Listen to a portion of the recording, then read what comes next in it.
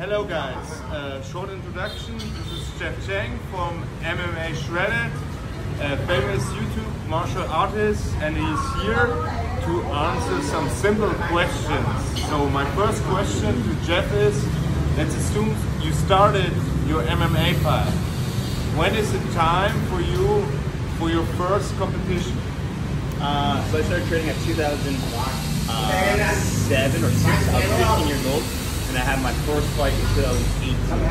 Or no, not 2018, 2008. So I was 18 years old. So 18 years old. And when someone new started MMA, someone just steps into the gym, how long should an average person train? I think everybody's different depending on how skilled they are and how quick they learn. But nowadays, everyone is getting quick so fast, and like I see people training for like a year and fighting. For me personally, I took like 3 years before I fought. Okay. Next question. There's a big variety of styles and techniques you can learn for MMA. How should you proceed to learn for your own style or your best way to compete in MMA? I would learn one striking discipline and one grappling discipline, and then start from there.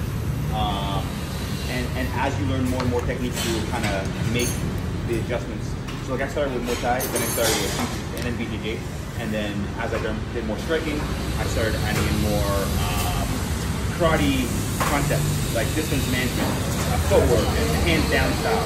And then I started picking up some BKD, then I started picking up some more boxing, then I started picking up, you know, a bit of sambo, judo, wrestling, etc. How did you came up with your own style? I naturally like to be on the outside and being a long fighter, so karate naturally kind of helped a lot because karate fights on the outside and they use a lot of distance management. Okay. What kind of equipment would you recommend to someone who trains mostly alone to get better in striking? Heavy bag and max. Are there any tools overrated in your point of view? I think the best type of training is heavy bag, pad work, and having a partner. Anything to concern about heavy bag work? Nope. Just need wraps because it is hard and you can't use your hands. A lot of people punch a bag without knuckles or without hand wraps. So I would recommend wearing hand wraps.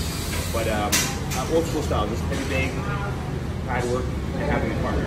Of course, there are a lot of tools that can help, but me personally, I use it for fun. But my real training is done with a partner. Okay. Last two questions. Because you do a lot of sparring during your seminars, what I appreciate really a lot. How do you deal with bad sparring partners? I hit as hard as I get hit, and I try to tell people before the seminar or whatever it is before sparring that I have nothing to prove, I have no ego, and I just want to do a light tempo sparring. But there's always this one guy who goes hard, and I used to just kind of hit right back hard. I still kind of do sometimes, but I kind of get in trouble with my fiance when I do that. But now, when I do get that bad apple, I just try to be more evasive. I use more footwork and you know, move around more.